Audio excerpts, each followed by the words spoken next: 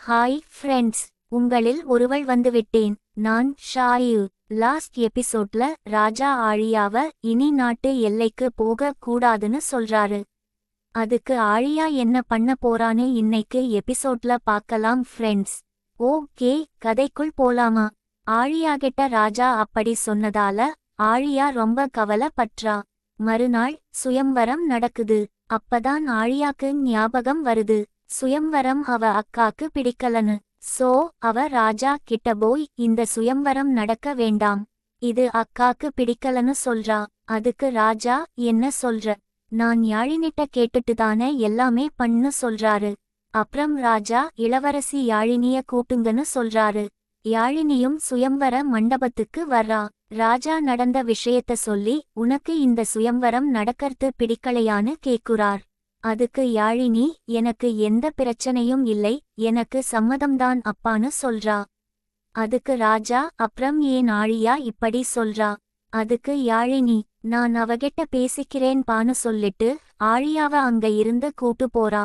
ஆழியாவ யாழினி தனியா கூப்பிட்டு நீ எதுவும் சொல்லாத, சுயம்வரம் நடக்குறவர எனக்கு எந்த பிரச்சனையும் இல்ல, நீ சும்மா இருந்தாலே போதும்னு சொல்றா. அதுக்கு அவள் நான் உனக்கு ஹெல்ப் பண்ணணும்தான் நினைச்சேன், உனக்கே எந்த பிரச்சனையும் இல்லைனா எனக்கும் எந்த பிரச்சனையும் இல்லைன்னு சொல்லிட்டு கோபமா பேலஸ விட்டு வெளியே போயிடுறா.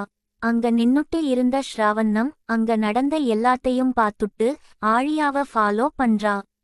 ஆழியா ஒரு மரத்துக்கு கீழே நின்னுட்டு இருக்கா.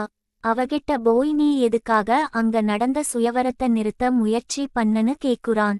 அதுக்கு அவள் என் அக்காக்கு பிடிக்கலன்னு நினைச்சுதா சொன்ன, ஆனா அவ ஏன் அப்படி மாத்தி பேசுனன்னு தெரிலன்னு சொல்றா.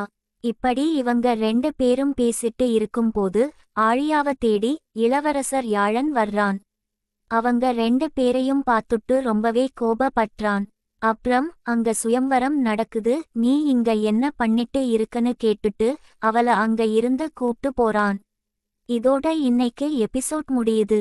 டுமாரோ எபிசோட்ல சுயம்வரம் நடந்துதா இல்லையான்னு பார்க்கலாம் ஃப்ரெண்ட்ஸ். பாய். உங்களிடம் இருந்து விடை பெறுவது உங்களில் ஒருவள்.